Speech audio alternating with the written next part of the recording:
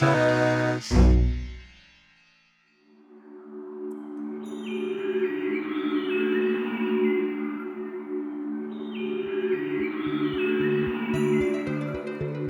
In 1961, Bob Wilson's wife, Arlen, discovered Peter Kropotkin's Encyclopedia Britannica article on anarchism, and it immediately convinced them both on the value of anarchism, or libertarianism as Bob sometimes referred to it since, as he said, most people don't know what anarchism means. Hello, how are you? Welcome to another episode of the Hilaritas podcast. I am your host, Mike Gathers. Join me as we explore the vast world of iconic writer, psychedelic psychologist, rebel philosopher, and self-proclaimed agnostic mystic, Robert Anton Wilson. Visit us at hilaritaspress.com/podcast for show notes, links, and past episodes.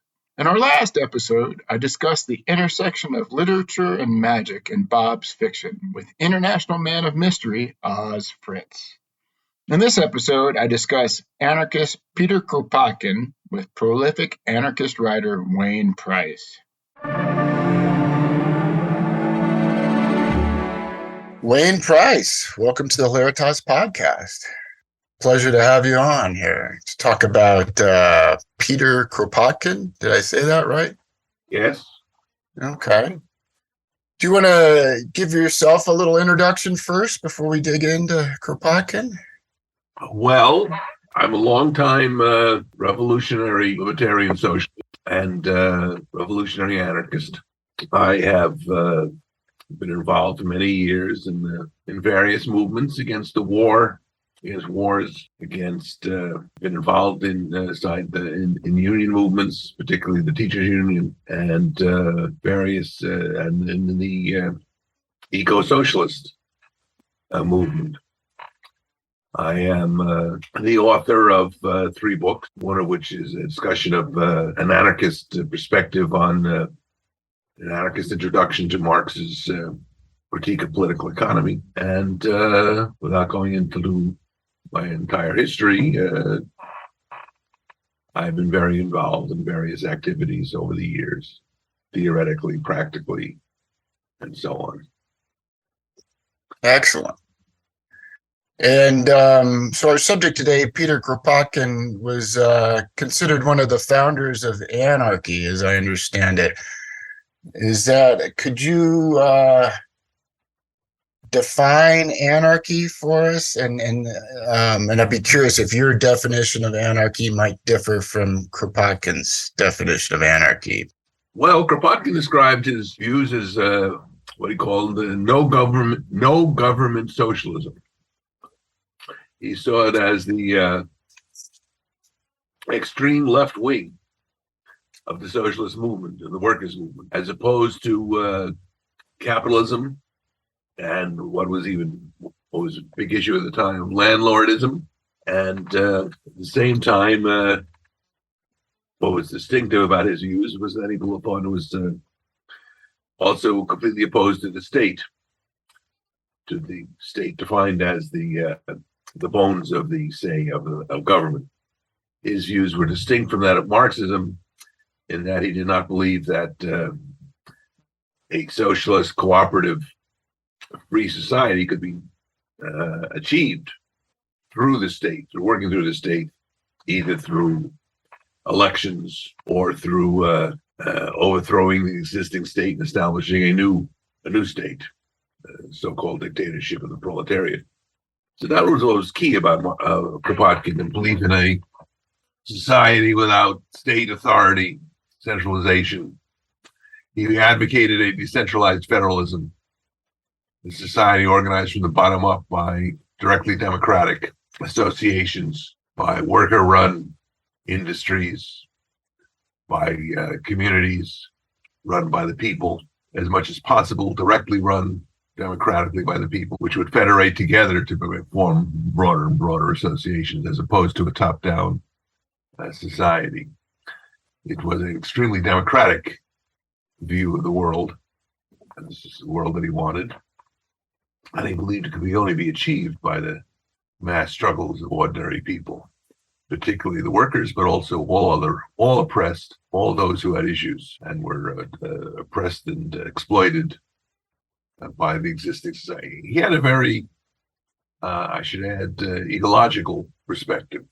He himself had been a professional geologist and geographer, and in fact made major contributions in his lifetime, and had a perspective of a society which would integrate city and country, agricultural and industrial way of life as much as possible in a localized, communal kind of society. My concept of anarchism is entirely in agreement, as much as I understand it, with Kropotkin, given our understanding that the world has gone on since then. Things have changed in many ways. Yeah, in studying Kropotkin, I was immediately struck by just his life experience. It was fairly interesting how he came from a very, very well-off family in Russia, but and worked as a geologist, as you said, made major contributions remapping Asia, and then was later imprisoned. And while in prison, I believe he proposed some revisions to Ice Age history. And then, interestingly enough, he was able to escape from prison. And that's just his early life, but it seems like he had quite a life there. It was very brilliant. And like many of the people we cover on this podcast, brilliant and seemed to be just really ahead of his time, in my impression. Does that resonate with you at all? Yes, he had a dramatic life. As you say, he was imprisoned in Russia and again in France, escaping from the Russian prison in a dramatic kind of way. And yes, he came from an aristocratic Russian background, and in fact, very aristocratic. He was officially a prince of the regime. And he chose to cast his lot with ordinary working people, joining the International Working Men's Association, and what was then the First International. He's more well known in the West for his scientific and one might say moral or abstract theoretical documents, but in fact he was, during his lifetime, certainly his youth, an active organizer, an activist, participating in the unions and the organization of the anarchists, putting out magazines in French, first in Switzerland and then in France and Belgium, for which, as I say, he paid a price, eventually being expelled from France and Belgium, settling in England, which at the time had a reputation for taking in foreigners who were revolutionaries, as long as they weren't a threat to the British system. And he continued to be a writer, and he earned his own living through scientific writings. Most famous for his work on mutual aid, the way that, as a factor in evolution, the way that, but at the time, people thought that the only factor in evolution was the competition, and he said that, well, that was certainly a fact. There was also the tendency within species of animals to cooperate, to work together, and that this was the basis, he said, for the development of human beings cooperation. Human beings also had tendencies to, of course, to competition and conflict and aggression, but that there was also a long history of, which can be demonstrated, of tendencies towards cooperation and working together. And without that, there never would have been a successful civilization. And he studied how this worked, and it was laid the basis both for his sense of he tried to work out a naturalistic ethics, and at the same time a possibility of a cooperative kind of society. Right. So this bottom-up democratic society is then based on mutual aid, mutual support, voluntary cooperation. And as I was studying up, the word that came up and caught my attention over and over again was decentralized. So sort of an anti-hierarchical approach, I would say, or...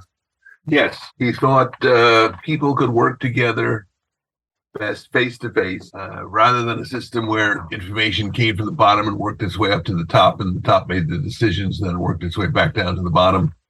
He had seen a lot of that. After all, he was a prince in the working in the Russian army as a young man. But he was also so impressed when he living in Siberia and exploring the flora and fauna and the geography of the regions. He was also impressed the way the indigenous people organized themselves in Siberia. Very, as you can imagine, a very tough environment. But they were able to organize themselves in a rational and humane fashion and get things done in a way that was much more efficient than what he saw through the Tsarist bureaucracy. It doesn't mean he didn't think there couldn't be broader organizations, but he saw them as federalist, as that in the sense of smaller groups uniting, federating together, confederating together in broader and broader fashion. But he believed that local groups would have the right to secede and to organize themselves as they wished. And it was through face-to-face direct democracy that it was most likely possible for people to develop themselves. But I don't want to give the wrong impression. He didn't believe that people were naturally just simply good, which is often used against the anarchists because obviously, if that's true, then how come we have so much oppression and so forth? On the contrary, he said there was both. There's the capacity for cooperation and mutual working together, but there was also the capacity for competitiveness, aggression, domination, and so forth. And that too was an argument for anarchism, because it said that people can't be trusted with power over other people.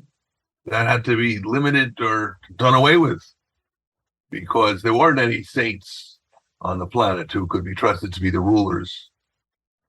If we say that all human beings have limited capacities for goodness, well, where are you going to find these people who run the world? They too are corrupted by question of power. Nobody can be trusted with that, and therefore it's best to have as much decentralization, pluralism, direct democracy, circulation in office, checks and balances, all kinds of things to limit the power of some over others. Sometimes when I read Kropotkin, I think of that Democrat Abraham Lincoln with his saying, no person is good enough to rule another without his consent. And Kropotkin would say, no one is good enough to rule another, period. So did he propose, I guess what I'm curious about, if he proposed a specific system to replace what we have, and what I couldn't come across in my research is just a lot of times I hear about the abolition of property or the abolition of money, and I'm curious how that all fits into all of this. Yes, and he wrote various books, particularly The Conquest of Bread and a couple of others, in which discussing, well, how after, say, immediately after a revolution, how a big city, comparable, say, Paris of his time, could be rapidly reorganized. Working people should seize everything from the land to the major forms of production, the means of production, the industry, and so forth, taken away from the rich and powerful. And then they themselves would organize themselves to continue production.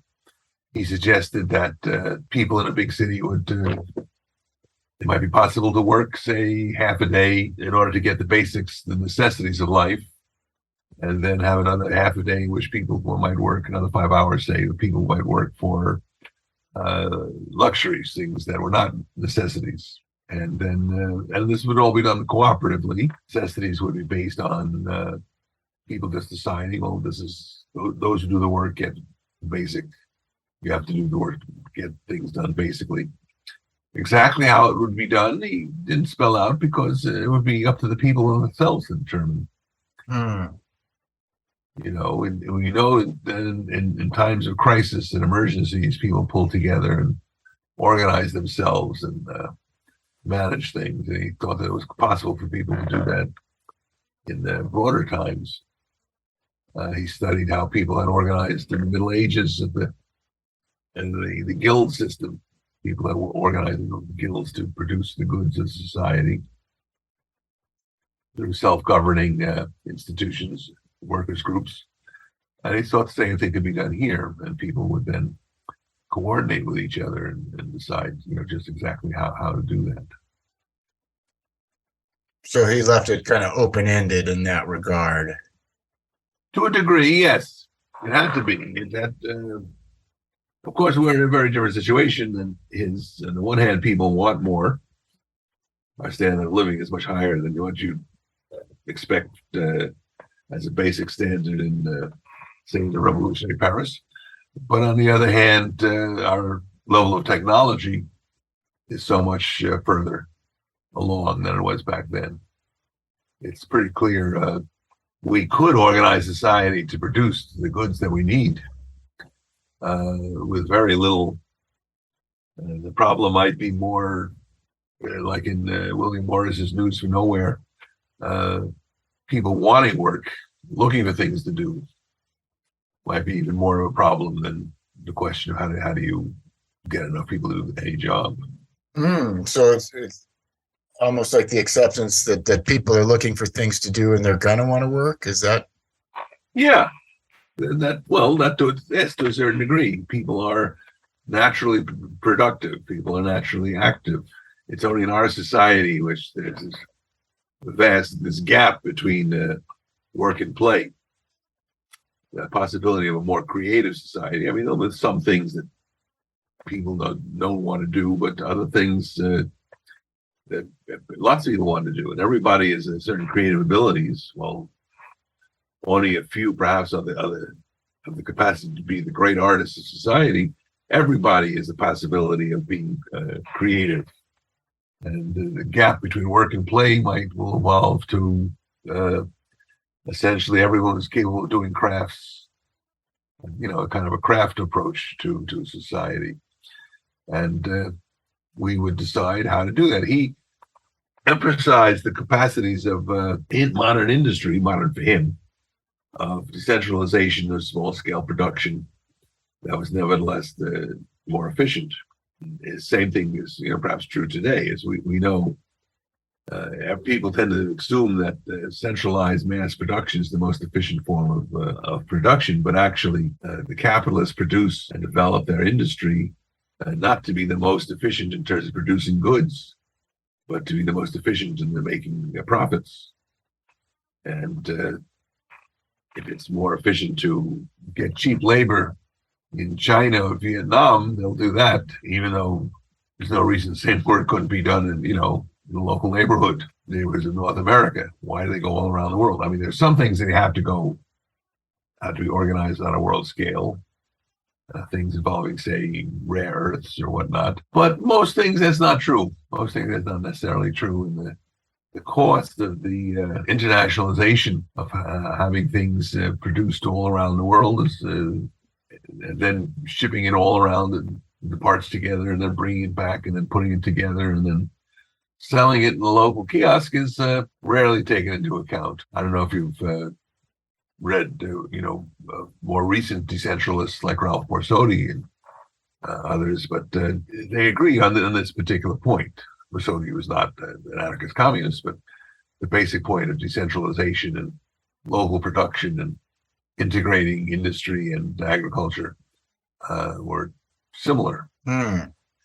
So not just more of a decentralized government that brings things down to the local level. We said government, I guess that's not the right word, a decentralized method of cooperation as a substitute for government, perhaps, but then also just as in terms of production, maybe decentralization isn't the right word, but bringing this all down to a local level.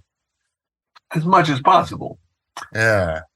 Some things couldn't be done that way, as I say, instead, of course, there would be federations and international cooperation and so forth. But to the extent that it could be done, yes, the emphasis would be, the bias, so to speak, would be on making things at a human scale, at a local level. There was a quote that I got somewhere that really struck me. communism and anarchy are therefore two terms of evolution which complete each other. Well, because the way he was using communism, of course, this was well before the rise of Stalinism. He meant societies in which a lack of or minimum of coercion, without the police and the military on the one hand, and without people being forced to work to avoid starvation, where they take orders from bosses. Even in our society, we have to. People may go to vote once every 2 years, 6 years, or something, for some agent of the rich. But people, most adults, spend most of their waking hours taking orders from somebody with whom they have no choice in deciding who they are. So to replace that with a democratic, bottom-up, self-governing form of economy, that is what he meant by communism, is perfectly equivalent with getting rid of the state and replacing it with self-governing communes and communities. This, to me, brings to mind just a much more participatory requirement in terms of, what am I trying to say? Just there's an expectation that each of us get more involved. Is that fair? Yes.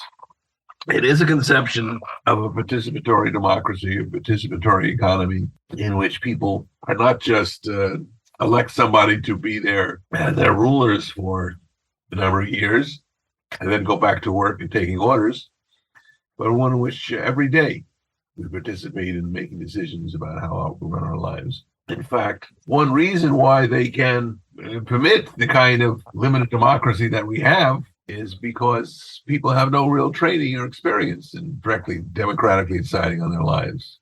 They may pick what color of car they want or what kind of toothpaste they want.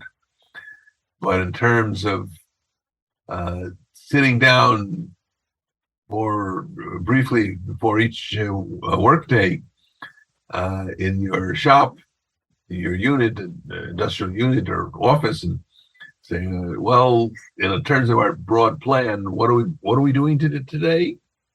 How are we organizing our work today? What do we expect to have an outcome? I say, that's right, yeah. And going ahead and then doing it. That would be a participatory, radically democratic kind of society. It's really a society that's rooted in direct participation and direct democracy, even if it has some kind of delegates to the federation, to the broader associations and so forth. The fact that people have a regular, indeed daily experience of directly democratically making decisions changes everything. Means that it's a possibility of a real freedom and a real self-governing, self-managed society. And if everybody is involved in governing, then there's no government. There's no institution over and above the rest of society. There's no separate. It's the same. It's the people themselves democratically is making the decisions, and whatever structure there is, the overall structure is the organization of the people themselves, the former working class. I say former because there's no longer a separate class, a separate one layer of people that does the work and one layer of people that gives the orders and owns the means of instruction. It's more that anti-hierarchical paradigm there where we're all equal. You said something a second ago. You used the question, what do we do today? And that brought up to me this idea that this voluntary cooperation and mutual aid also allows for a lot more spontaneity and creativity. Yeah. Although people will have to, if the local bike collective has decided to fix bicycles. It's made a commitment to fix the local bicycles and provide enough bicycles for the local community. Then they have that commitment, and they have to decide, oh, how are we going to carry this out? And they have to work out a plan for it, and they come in that day and say, all right, in terms of what plan is what we said we would do. Are we on spot? How do we organize it? Joe does this, and Mary does that. And, we've agreed to do this. So it's a combination. Some things are more spontaneous. There will have to be a deliberate effort to break down the barriers between order giving and order taking, to have people rotate in jobs, and jobs be organized in such a way and to work at it. As a retired psychologist, among other things, I was a school teacher, then I was a school psychologist. But it's interesting, in the literature of occupational psychology, the evidence is overwhelming that the more that the working people participate in making decisions, the more they break down the barriers between specialties, the more self-management there is, the more they move towards it, the greater productivity there is, the less turnover, the more inventiveness that comes out of the workers. The logic of this is, in fact, towards work as self-management, but of course, that's not what capitalism is about. When I read a lot of this material, particularly Kropotkin's interest in indigenous people, that speaks to me about what I would just call the collective. And when we talk about, feudal or industrial capitalist society, that speaks to me more about the emphasis on the individual. Would you say Kropotkin is advocating a return to the indigenous tribal collective, or is it something new that's evolving out of this, that's maybe a synthesis of both the collective and the individual? Does that make sense?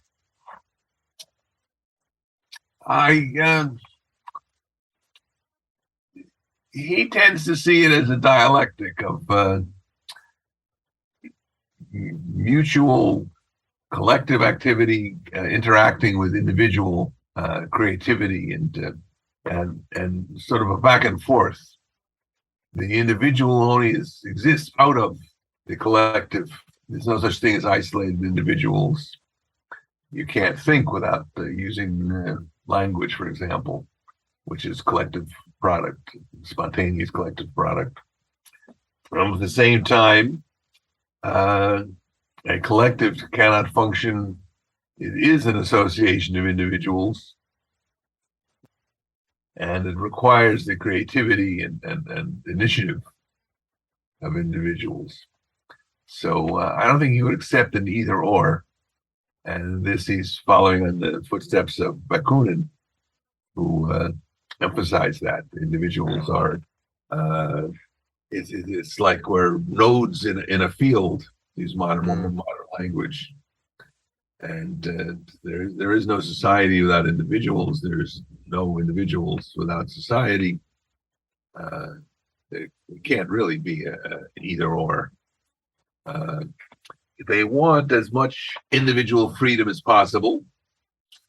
They want the freedom of individuals without coercion and domination. And from the freedom comes collective cooperation. That's the whole point of mutual aid, that these are not alternatives. And just as we have to watch out for things going too far, there's no God-given absolute that's going to, you can be sure that nobody will dominate anybody or try to. It's a matter of experience and experiment and conflict, and eternal vigilance is the price of liberty, as the saying goes. Sure, in some groups there will be, in Kropotkin's conception, there will be people pushing an authoritarian direction, then others will be free to resist that. It's a very fluid conception, rather than, it's not like, freedom is something achieved in that, and that's it in an absolute kind of sense. So almost, I don't know if a continual struggle is the right word, but we always have to be vigilant then to maintain this cooperative approach to freedom. Yeah. I love this idea of a dialectic between the mutual collective and individual creativity, this kind of both and situation as opposed to the either or, as you mentioned it. That really makes a lot of sense to me. I guess that's where I'm getting at, is as we move from the collective to the individual to a dialectic between the two, which it seems like to me we're doing in our own way at the moment. I don't know if you agree with that, but who is doing? That's a good question. Maybe that's more wishful thinking on my part, but I guess I have this impression that we're in the middle of a paradigm shift and we're moving towards this dialectic of the individual and the collective as a society. I'm just kind of thinking out loud, I think, but and maybe it's more wishful thinking, but I don't know. It's hard to say. There's in many ways, yes, there's movements towards greater freedom and greater self-determination. At the very same time, there's a resistance to that, which is, of course, inevitable, because after all, we still have capitalism. We still have a state. We still have an anti-ecological society that's threatening to destroy us all. And we have forces that are committed. It's sort of upsetting to see people stand up and insist on their right to be slaves, their right to be exploited, and the right to be oppressed. Of course, they hope to be part of the oppressors, to be on the side, at least, of the oppressors. We see this right now between the political situation in the United States, the struggle between the far right on the one hand and the center on the other, with no real left. What there is at the left is a handful of state socialists. The concept of there's been a growth of the left, and there's been a growth of anarchism in particular, of people who want real freedom. But that's still very weak and very confused, I think. They should all read Kropotkin. Exactly. Well, you sent me an article about Kropotkin and his position on war, specifically World War One, and he, as I understood it, was very pro for the Allies during World War One. Yeah. And my interpretation of that was that he saw it as the lesser of two evils. He wasn't necessarily a proponent of the Allies and the state, but he just felt their position was more positive than the Axis. Is that accurate to you? Or I'm curious about this support of war. Well, first of all, in terms of support of war, few anarchists have been absolute pacifists. Tolstoy being, of course, the great example of that, being an absolute pacifist, who was also an anarchist, although he didn't use the label. But when World War One broke out, the big majority of anarchists opposed the war on all sides, regarding it as a struggle between imperialist powers. Unlike the Marxists, most of whom supported the war of their countries. But Kropotkin was a supporter of the Allies. Yes, he regarded it as a lesser evil, I suppose, although he had a really gung-ho, enthusiastic attitude to the Allied side, and became quite enthusiastic and supporting them and hoping for their victory and so forth. And he organized this group, turned out to be a very small group of those who thought like him and agreed to opposing. They saw Germany as the major evil, and this wasn't even World War II with the Nazis. This persuaded themselves that only a victory of the Entente, the Allies, would lead forward, open things up for greater democracy and eventual anarchism. Other anarchists, such as Malatesta, Rico Malatesta, the great anarchist, who was a next generation younger friend of both Bakunin and then Kropotkin, vigorously opposed their point of view. I think part of the problem was he tended to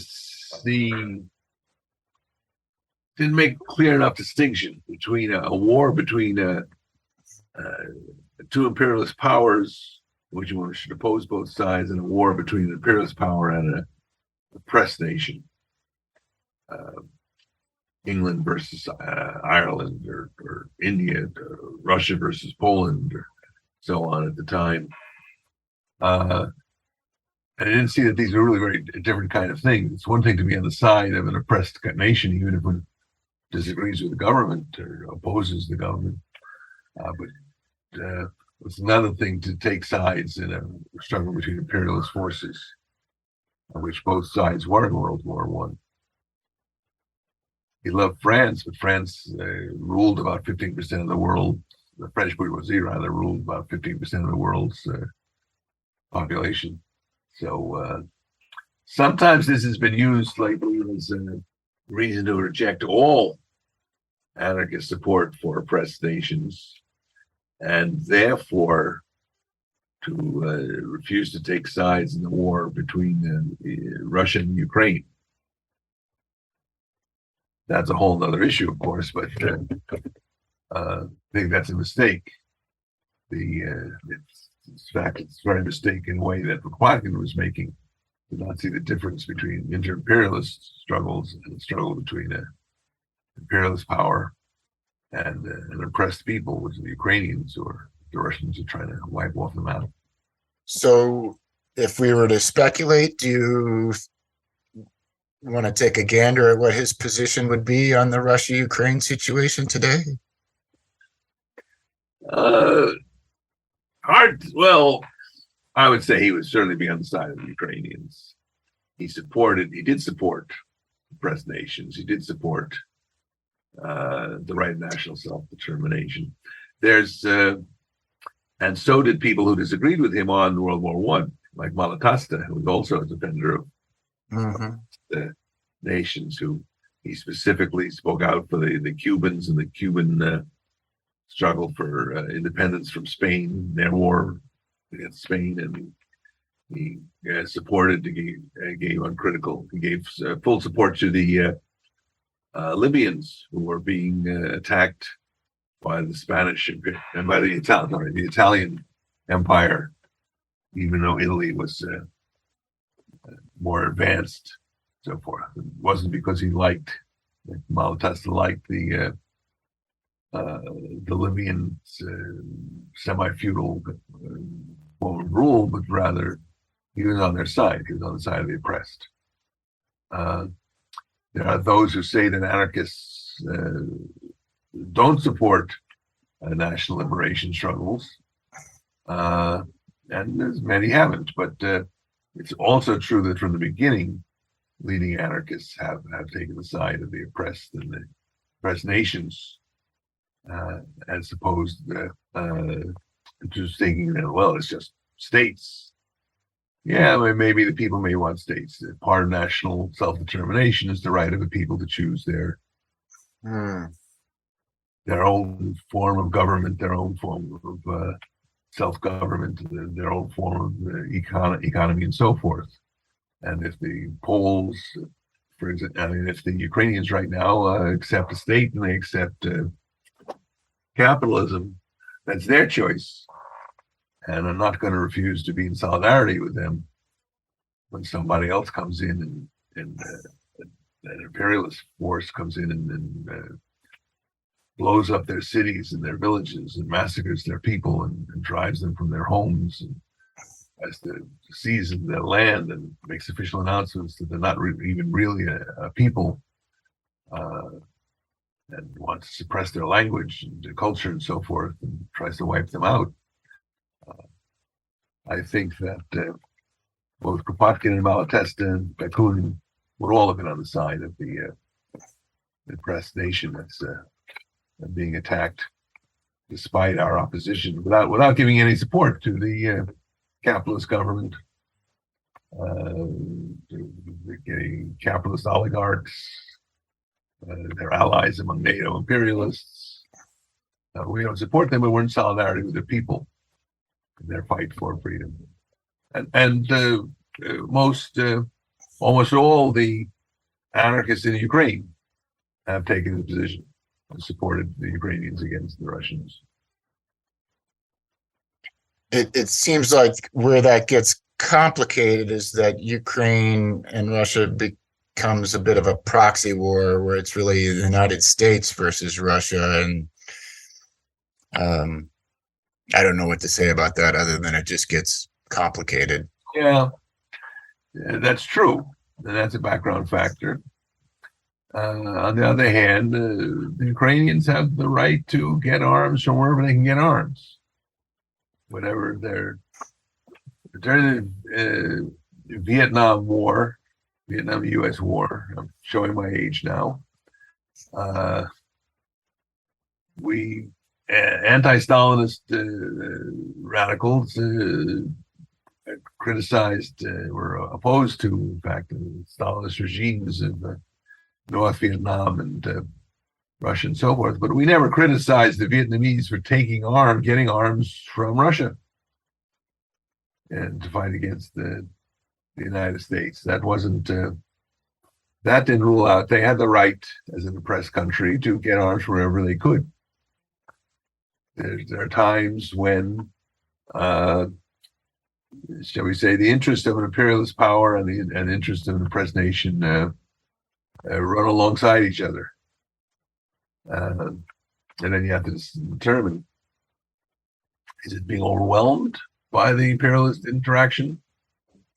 During World War I, for example, all the socialists agreed that even though Serbia's struggle for independence had sort of, set it off, nobody supported that. It was overwhelmed. Serbia's interest in the Serbian people was overwhelmed by the war. We couldn't support Serbia because that was just part of World War I. But during World War II, there was also other issues. There was a big dispute among revolutionaries about whether to support China against Japan. Clearly, the Chinese-Japanese war, once after Pearl Harbor, particularly, that was part of World War II, the imperialist drive of the United States to take over from Japan and rule. On the other hand, the Chinese people had the right to their own country. And the war against the Japanese laid things open for at least greater independence for China. And so many continue to support China as against, even though it was connected to the World War II. So that's always an issue. It's everything's concrete. You have to say what's actually happening in this particular war, and how do you actually balance things? If the United States troops or NATO troops were actually get involved on the ground in Ukraine, I would say the proxy side is overwhelmed. I don't want to support either side. But as it is, it's the Ukrainian people who are fighting and dying, even though they get arms from imperialist allies. So for them. That seems fair take there.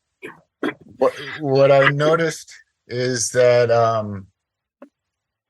what came up for me when I was reading that article you sent is this kind of an idea of war versus revolution, and that anarchists, as a general statement, seem to be more in favor of revolution from within. Is that a fair statement? Yeah, I would say so. On the other hand, it's hard to make a sharp, dividing line. Mm.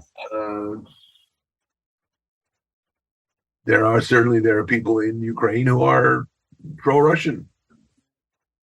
And the Russians are claiming that the Ukraine is part of Russia. So, it's hard to make the sharp line if, the Vietnam War, to give you an example again, began as a apparent civil war between the communist side and the pro-Western side. So it's often in our interconnected world, as you were just pointing out a moment ago, they're all often interconnected, and you have to make an analysis. Certainly, what we are for is not the people fighting for their own freedom. If we get into the whole discussion about the history of, for example, the Spanish Civil War in the 30s, which was both affected internationally, the other sides that were going to be two sides of World War II were involved. At the same time, there was still a major fight between fascist Spaniards and the anti-fascist Spaniards, including the working class and anarchists. It was interesting to me that this, and I'm not a very good historian in this regard, but the article asserted that World War I was a really came to a conclusion not through the fighting of the two powers, but through internal revolution within those two powers. Well, there was an interaction in this. It was because of the misery of the fighting, because of the destruction, because of the starvation and the blockading, breaking international trade, that caused the misery that resulted in revolutions breaking out, particularly the Russian Revolution, of course, withdrew the Russians from the Allied side, and then eventually the Central Powers, including particularly Germany, had massive uprisings in the military. People just wouldn't fight anymore. They didn't see any point in fighting, and they overthrew the Kaiser and the monarchy and withdrew from the war. Fortunately, it didn't go all the way to a socialist revolution. However you want to define that. But it was revolutions that broke out at the end of the war, and those who supported Kropotkin had supported the Allies and say, "Oh, it's unreasonable to say that the way to end the war is through revolution." In fact, it was revolution that played at least a major role in finally ending the war. Revolutions broke out everywhere. Even the French army had a massive mutiny, which was put down by the government eventually through massive shooting of soldiers by the government. And this was followed by, we don't think of it as part of the revolution, but the United States had a major general strike in Seattle, and massive upturn in the labor movement after the war. Switching gears a bit here, where would you say Kropotkin's ideas and anarchy in general are today? Is it still pretty widely accepted the way he presents it, or is it and I guess I'm saying this with kind of the general understanding that there's a bunch of different strains of anarchist thought. Yes. Would you say Kropotkin still holds ground today? As I think you said earlier, you're pretty much in agreement with them. Is it? Well, that's an interesting question. On the one hand, his writings are still relatively widely shown, distributed, partly because he writes clearly and he discussions of central theoretical aspects of what anarchism is, mutual aid and the fields, factories, and workshops, discussing of how society and decentralized technology and integrative technology could work. Is still produced and re-edited, and other things he wrote. And Ian MacKaye has a collection of his writings. That's a big fat book that's well worth reading, including MacKaye's introduction, as well as a selection of his writings. So on one hand, I think he is very influential among anarchists. On the other hand, it's not clear as what anarchists mean by anarchism today, in terms of his rejection of individualist terror, the so-called insurrectionists who want to act more individualist and directly confront the police without mass support is not so popular, although it should be. And in fact, the whole concept of a working class revolution is unclear in terms of support, which is not surprising, of course, given the low level of working class struggle, although that has been greatly increased in recent years. So there's a lot of questioning. A lot of people find that hard to accept. It's more abstract.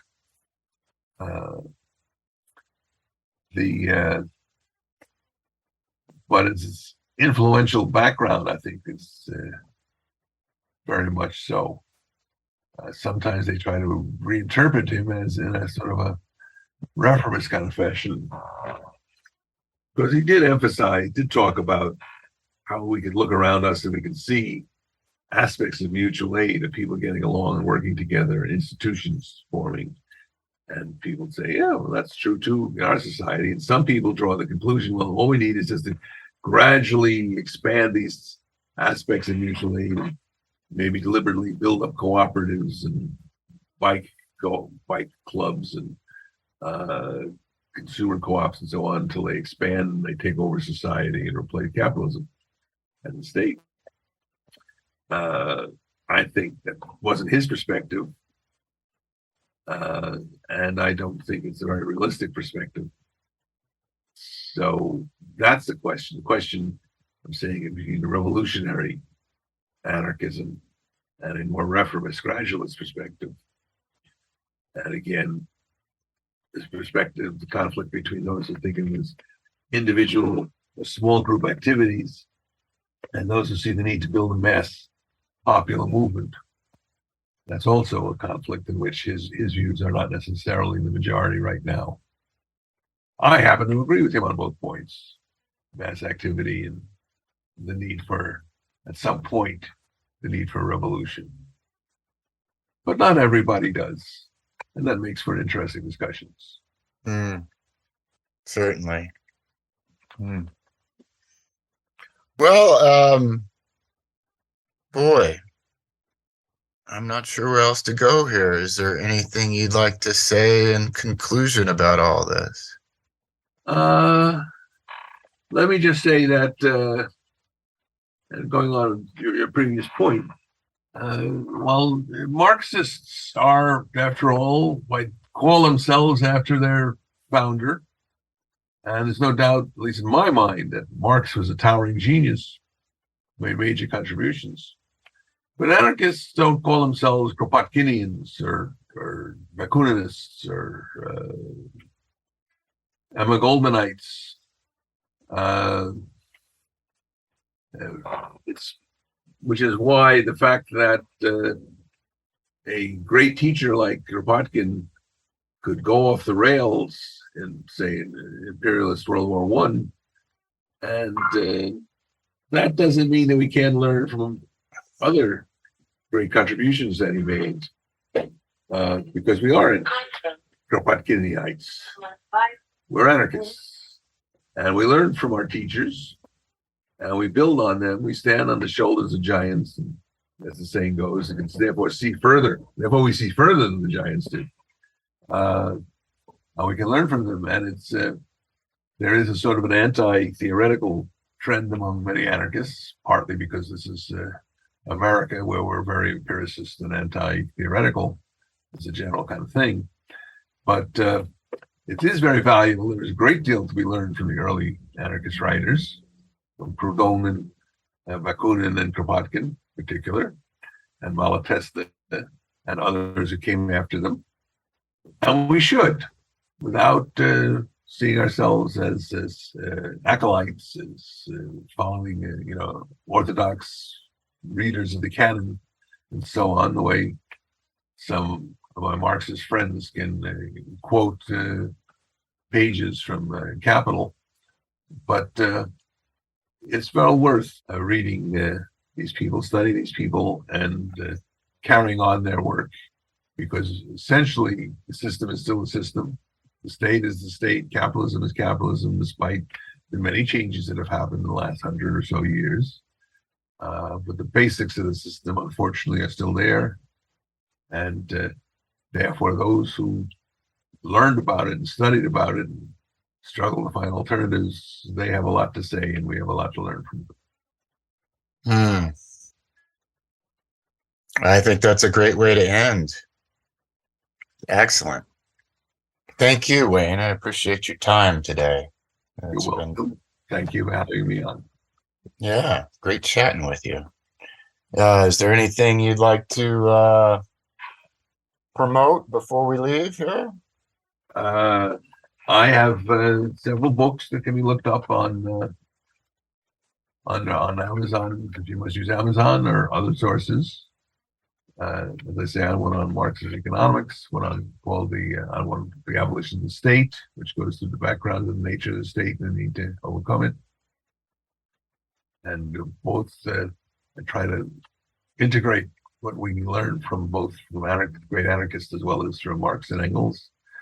And I ask people to take a look at them and let me know what they think. And I've written a great deal of comments, which can be found, many articles, which can be found on the Anarchist Library, for example, Anarchist Library and Wayne Price, as well as under the anarchismo.net site. So, and I'm always open for people to comment, to write to me, drwdprice@aol.com. I'll be happy to answer any questions and discuss any differences of opinion. Fantastic. Thank you. We'll include links to that in our notes or show notes for the podcast, and encourage people to reach out. Wayne, it was a pleasure. Thanks for being on with me here today. Thank you, Mike. Have a good day. You too.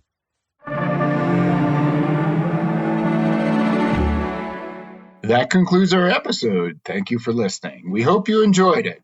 Thank you to Wayne Price for taking the time to chat. Thank you to Christina Pearson of the Robert Anton Wilson Trust and Richard Rassa of Hilaritas Press for giving the green light on all of this. And thank you to Ryan Reeves for putting it all together. Our next episode, releasing on the 23rd of February, will feature another anarchist, John Zerzan. Until then, I'm your host, Mike Gathers, signing off with love and cheerfulness. Amor et Hilaritas.